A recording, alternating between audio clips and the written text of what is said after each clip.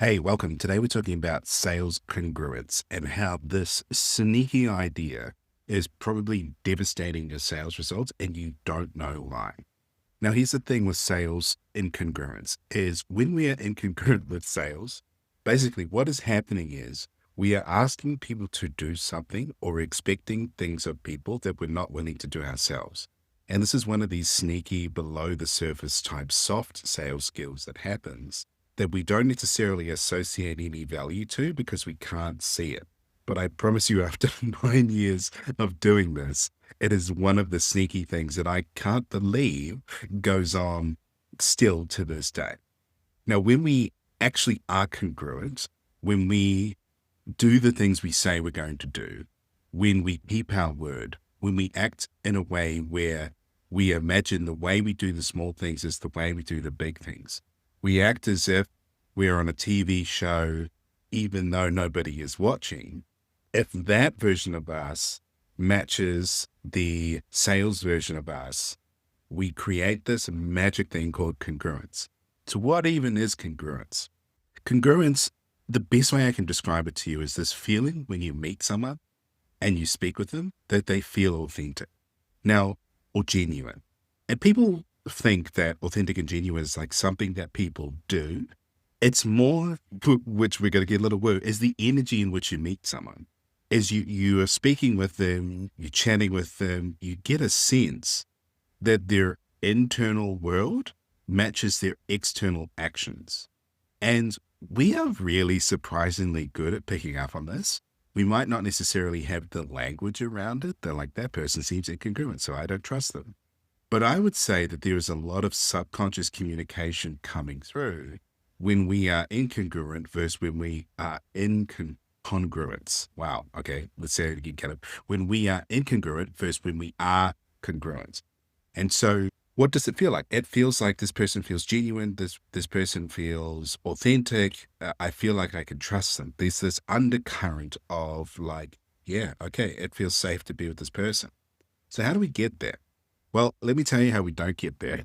So I recently had this interaction with someone that was asking to buy one of our other products. It was like a $27 product. So they emailed me. It originally started off as a complaint. It was like, hey, I can't buy this thing, blah, blah, blah. And I was like, this already feels like the kind of person that is going to be trouble. Do you know what I mean? Like you just meet the person and you're like, okay, like these two types of people that we often see say, hey man, look, I don't know what happened here, but I can't seem to find my playbook. Can you give us a hand? And then you have these other types of people who are like, where's the playbook?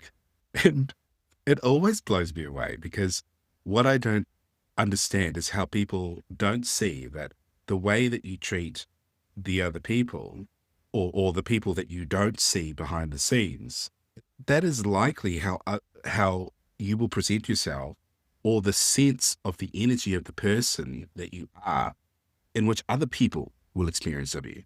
So if you're this weird type of person who is really shitty to our customer service team, and then you're trying to sell people and it's not working, well, I wouldn't be surprised because how you be one way is how you be always. And this is something that I find so fascinating is because we like our customer service team gets all sorts of stuff, like people swearing and like blah, blah, blah. And most of the time it's of their own era. Like it blows me away where people are like the playbook didn't come through. The system's automated, brother.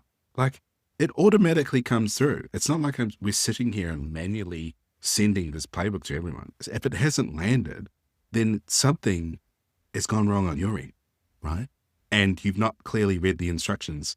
So anyway, all right, you know who you are. I mean, chances are if you're listening to this, you're not that person. But like, this is this incongruence thing where this person, and this is the attributes of incongruity, where like, if you're making mountains out of molehills when something goes wrong, when you're treating somebody harshly when you don't have to, all of these things are adding up, right? And this is what I don't think people understand is in order to have that congruence, that genuine feeling, that authentic feeling, it starts outside of sales. It's a soft skill. So like if you're mean to a customer service person and you're harsh and you're direct, then don't be surprised if you're not going to make more sales or people don't innately trust you because you're not that person. It's incongruence. If If you're not the person who pays attention to details, who doesn't follow instructions, don't be surprised when your prospects don't follow instructions. If you're the kind of person that asks for details and ghosts people or never comes back to people, don't be surprised when you're ghosted. If you're the kind of person who says that everything's too expensive, you never risk, you never buy anything outside of your comfort zone, don't be surprised when your prospects do that too. And this is this soft skill that we're talking about, which is congruence. And this interesting situation where this guy came in, brought this thing, and then disappeared again. So he got access to it, so we sent it across to him. It's $27. And then obviously all of our products have a 30-day money back guarantee. You just email us and we issue the refund. It's done, like straight away. And so he got access to the thing. And then 2 weeks later, he went through Stripe, like the back end, and lodged a dispute through his credit card company, right? Saying that it was a fraudulent product, even though he emailed to access it. And this kind of blew me away because like I looked this guy up. He's a leadership coach.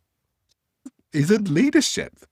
Like how does the mind not comprehend that, like, like I've always lost for words when I found out like it was a leadership coach that did this weird, like, I'm going to lodge a dispute, call it fraudulent behind the scenes. Like, honestly, it's not about the money at all. Like, it's 27 US. Like, so we just give the refund.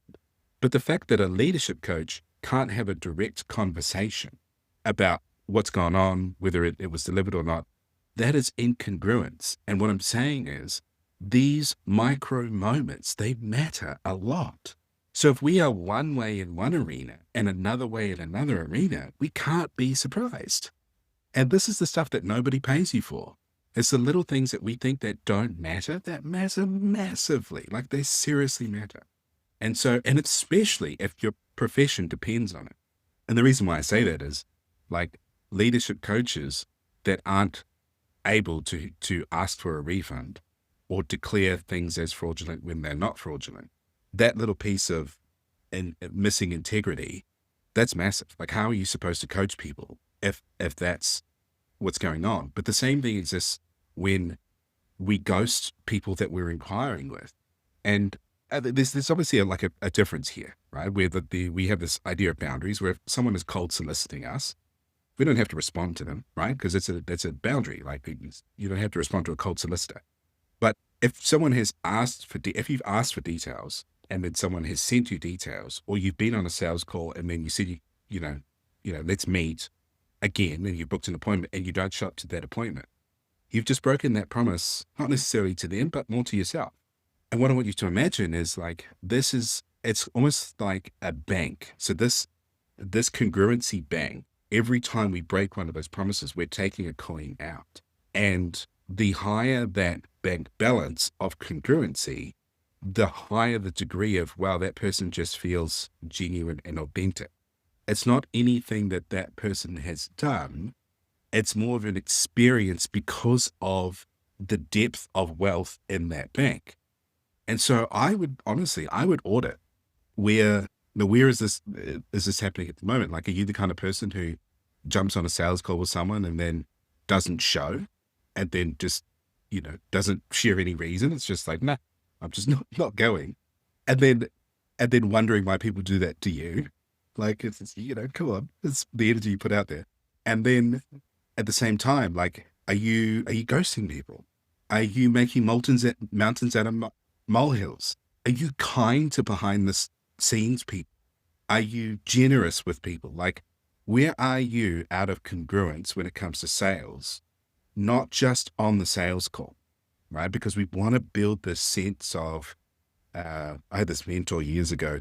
They were describing my coaching style, and he said, Caleb's coaching style feels like sitting next to an old oak tree.